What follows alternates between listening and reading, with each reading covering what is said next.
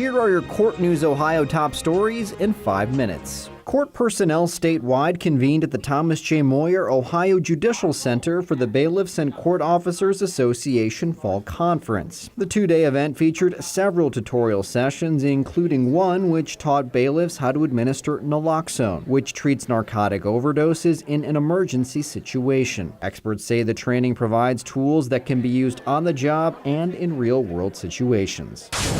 These panelists may come from different backgrounds from different parts of the state, but what connects them is eerily similar. Crack cocaine took me down a road that I never thought I'd ever have to go on. I've overdosed 5 times that I know of. They all have experienced the darkest depths of addiction. Like so many Ohio children with similar issues, I found myself engaging in commercial sex acts as a trafficking victim. Now they're survivors and graduates of treatment courts from around Ohio who shared their stories and struggles at the 14th Annual Specialized Dockets Conference at Ohio State. The 650 judges and court personnel in attendance came to not only hear these kinds of accounts, but learn more about the value of their specialty courts and how to further improve them. We test theories, we seek best practices, we apply our knowledge and experience for the benefit of our citizens. For some of the panelists, their legal troubles began before the courts conceptualized specialized dockets. I was a drug-addicted person that committed a criminal offense.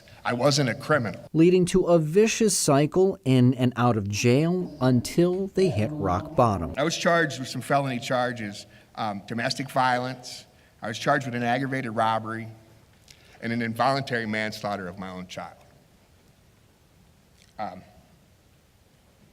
It's never going to go away. That's when they found what they needed to save their lives. One of the 244 specialized courts in Ohio that help them address their addictions and give them a game plan on how to live outside the legal system. You know, like the old saying, it takes a village to raise a child. Well, that was the case with me. Today, they're not only leading clean lives. I have been clean and sober for 7 years and 2 months, and I have never been happier.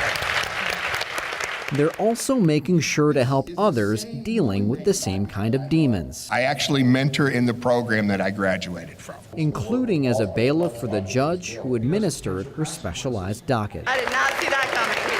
To Chief Justice Maureen O'Connor, these and countless other success stories are why Ohio's courts are evolving to combat the state's drug epidemic. If all Ohioans, those in the citizenry and those in positions of leadership, truly understood what specialized dockets have accomplished, especially our drug courts, Issue 1 would not exist.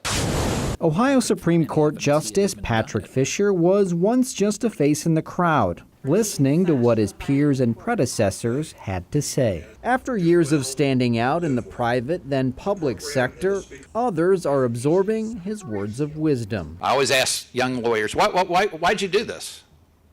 Why'd you become a lawyer? Almost there, I want to help people. Whenever you get down about or stressed out, remember that. Justice Fischer has made it a career-long mission to not only promote the practice of law, but also the professionalism behind it. His latest remarks about it were at the Supreme Court's biannual Student-to-Lawyer Symposium in Columbus. Professionalism is just simply another version of respect. The day-long event connected a spectrum of legal minds from law students to seasoned practitioners. They were there to learn about diversity and innovations in the industry, as well as take notes on self-care. Mental health and wellness is something certainly that for our profession is on the front lines, and there's more that we are learning, that we know, and we're equipping people differently. Connecting is also a critical component during these think tanks, not only for networking, but for guidance, given the never-ending need for knowledge in law. I still have a mentor at my old law firm that I talk to every once in a while.